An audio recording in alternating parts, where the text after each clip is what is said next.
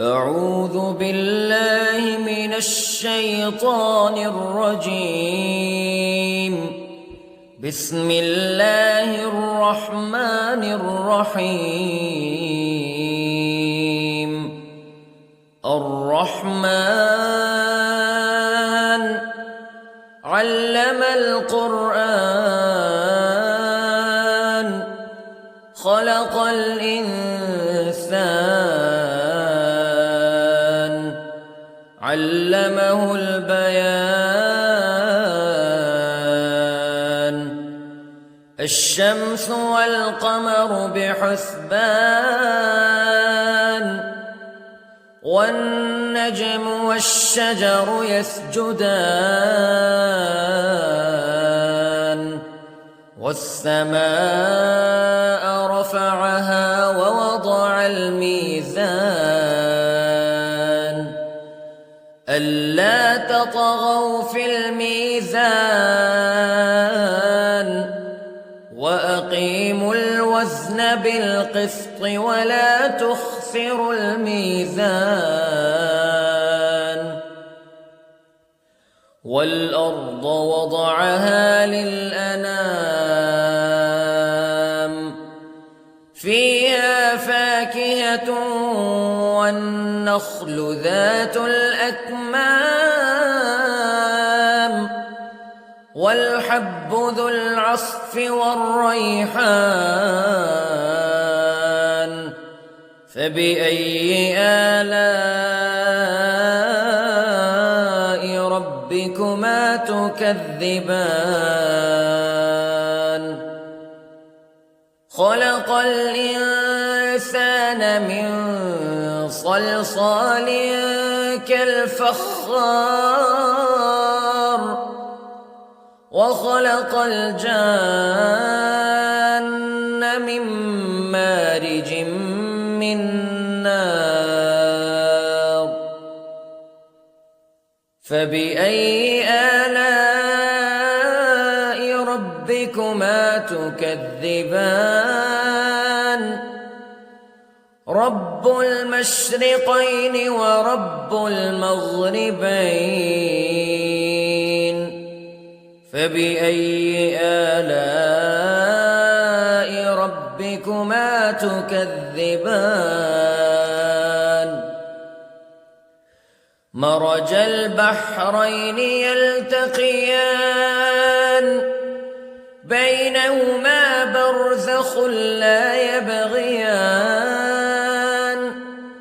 فبأي آلاء ربكما تكذبان. يخرج منهما اللؤلؤ والمرجان فبأي آلاء ربكما تكذبان.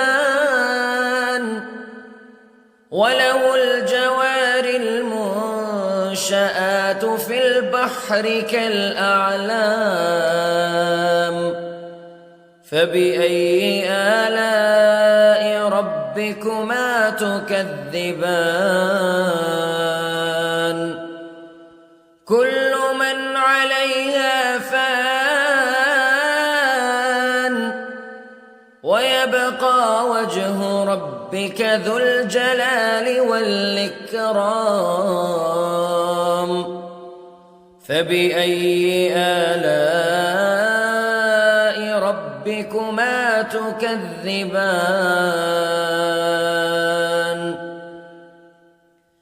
يسأله من في السماوات والأرض كل يوم هو في شأن فبأي آلاء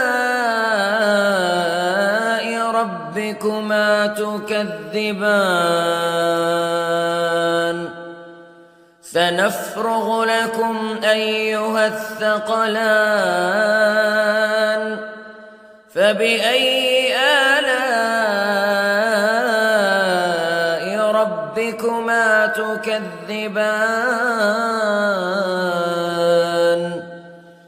يا معشر الجن والإنس استطعتم أن تنفذوا من أقطار السماوات والأرض فانفذوا لا تنفذون إلا بسلطان فبأي آلاء ربكما تكذبان يرسل عليكما شواظ من نار ونحاس فلا تنتصران فبأي آلاء ربكما تكذبان فإذا انشقت السماء فكانت وردة كالدهان فبأي آلاء ربكما تكذبان فيومئذ لا يسأل عن ذنبه إنس ولا جان فبأي آلاء ربكما تكذبان يعرف المجرمون بسيماهم فيؤخذ بالنواصي والأقدام فبأي آلاء ربكما تكذبان هذه جهنم التي يكذب بها المجرمون يطوفون بينها وبين حميم آن فبأي آلاء ربكما تكذبان ولمن خاف مقام ربه جنتان فبأي آلاء ربكما تكذبان ذواتا أفنان فبأي آلاء ربكما تكذبان فيهما عينان تجريان فبأي آلاء ربكما تكذبان فيهما من كل فاكهة زوجان فبأي آلاء ربكما تكذبان متكئين على فرش بطائنها من استبرق وجنى الجنتين دان فبأي آلاء ربكما تكذبان فيهن قاصرات الطرف لم يطمثهن إنس قبلهم ولا جان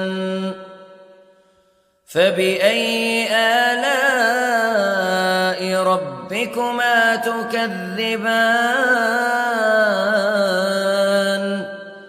كأنهن الياقوت والمرجان فبأي آلاء ربكما تكذبان هل جزاء الإحسان إلا الإحسان فبأي آلاء ربكما تكذبان ومن دونهما جنتان فبأي آلاء ربكما تكذبان مدهامتان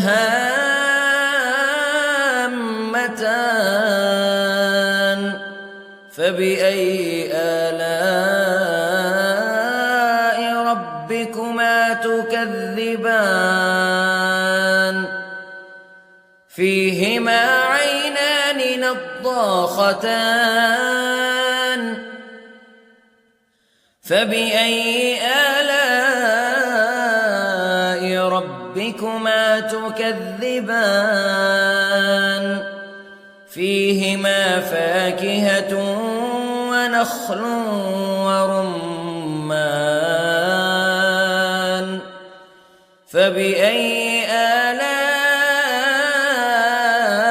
ربكما تكذبان فيهن خيرات حسان فبأي آلاء ربكما تكذبان حور مقصورات في الخيام فبأي آلاء ربكما تكذبان لم يطمثهن إنس قبلهم ولا جان فبأي آلاء ربكما تكذبان متكئين على رفرف خضر وعبقري حسان فبأي آلاء ربكما تكذبان تبارك اسم ربك ذي الجلال والإكرام